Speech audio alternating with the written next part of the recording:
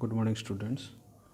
As we have discussed already about the distribution system in previous class and the types of classification of distribution system, today we will discuss about the different types of schemes or connection schemes in distribution system and the DC distribution system.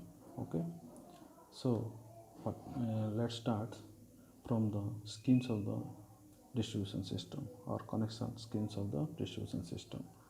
Actually, the distribution of electrical energy is done by constant voltage system. Okay, actually there are three types of connection schemes. First one is the radial system, second one is the ringman system, and third one is the interconnected system. So we will discuss one by one. First one is the radial system actually. Okay, what is radial system? Radial system, in this system separate feeders radiate from single substation and feed the distributors at one end only. That is, from one substation there are different number of feeders are out, and they feed the distributor from one end only. Okay. Then what is ringman system? Ringman system is the system, the primaries of distribution transformers. Okay, in the ring system it forms a ring, and the ring is connected to the primary of the distribution transformers and form a loop. The loop circuit starts from the substation bus bar, makes a loop through the area to be served, and returns to the substation again.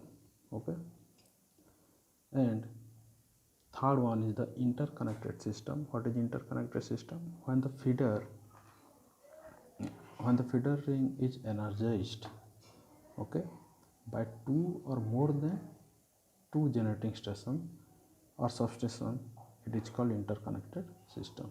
Okay, actually there is number of drawbacks of radial system due to different types of drawbacks we will discuss. That is, first one, what are the drawbacks? Okay, so first one, the end of the distributors nearest to the feeding point will be heavily loaded, as the distributor is connected from one end only. The first point or the feeding point or the first point is heavily loaded. Okay, then second, as it is fed from one side only or one point only, when fault occurs in the distributor or in the load side, the total distributor will be affected and cuts off the supply to the consumer. Then third one, what is third one? The consumer side of the distant end of the distributor would be subjected to serious voltage fluctuation. This is the very important drawbacks actually, when the load on the distributor changes. Okay, then what is ringman system? Ringman system, actually there is some advantages of ringman system. What are the advantages?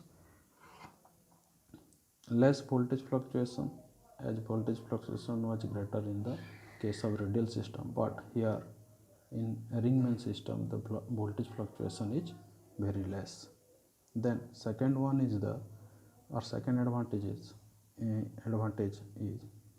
the distributor are fed via two feeders. Okay, when you will see the diagram I have already sent you, it will be fed by two feeders. Actually, in ringman system there are two feeders which will be fed to or single load, okay, or single distributor.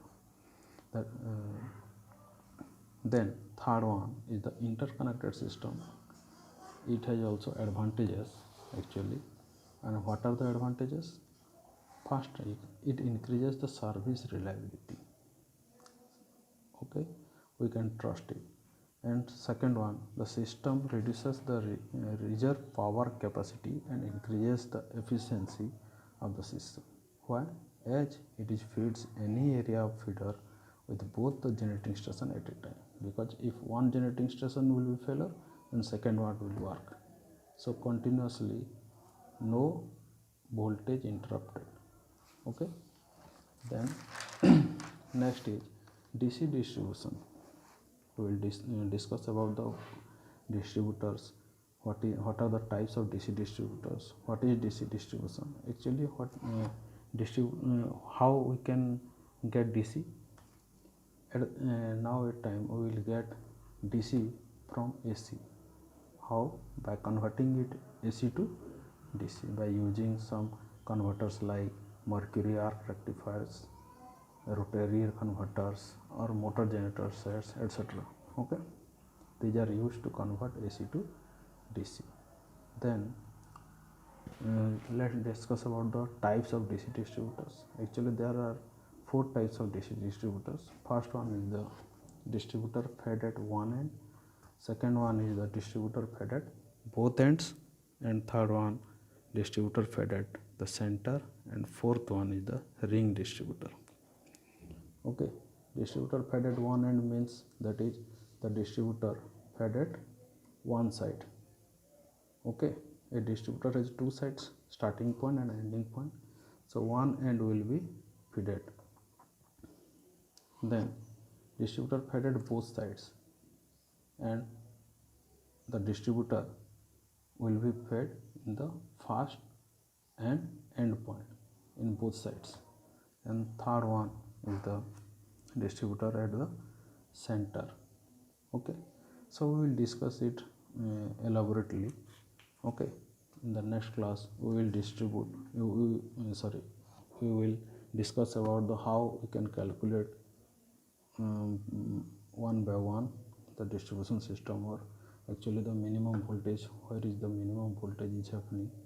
Okay, so first one is the distributor fed at one end. Okay, in distributor fed at one end, what are the points? Actually, let's discuss about. Current at various section away from feeding point goes on decreasing. Thus current in first part and second part and third part, or you can say the points away from the feeding point will be decreased current carrying capacity. Same way the voltage also decreasing from away from the feeding point. And the most important point is the when fault occurs.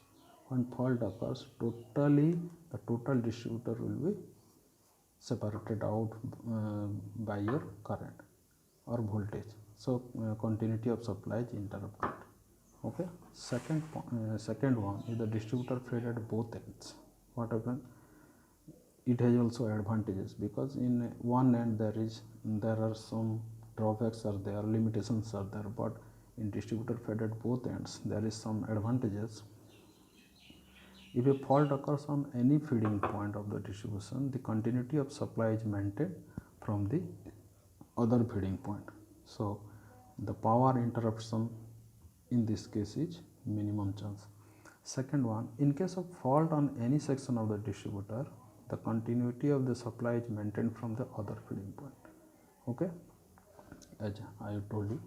Then third is the area of cross section required for a doubly fed distributor is much less than that of single fed distribution. That is, in fed at one end and fed at two end or both ends, there is area consumption by the one end is larger than the area consumption by the both ends. Okay. And third case, that is fed at the center. If we will fed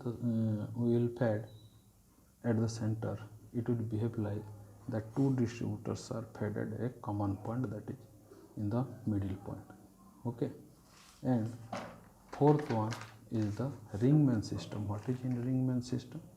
Ringman system, that is a ring feeder will be fed by, or a ring distributor will be fed by a feeder, and from the ring there are loads are tapped off. Okay, so Here distributor is in the form of a closed string. It is equivalent to a straight distributor fed at both ends with equal voltages. The two ends being brought together to form a closed string, the distributor ring may be fed at one or more than one point. Okay, so this is all about the connection scheme and the DC distribution. In next class we will discuss, or we will actually calculate about the calculations, the numeric part. Okay, so that's all for today. Bye. Stay home, stay safe.